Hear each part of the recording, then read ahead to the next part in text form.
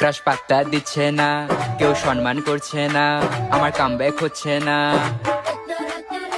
আমার মার্কস বাড়ছে না, ফিউচার প্ল্যানিং হচ্ছে না, কি করব জানি না।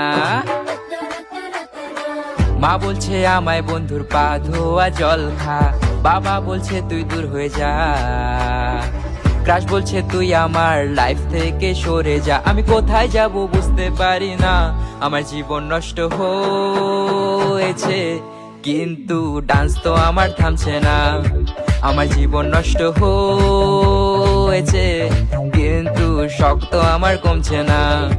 আমার জীবন নষ্ট হয়েছে কিন্তু নাটক তো থামছে না। হায়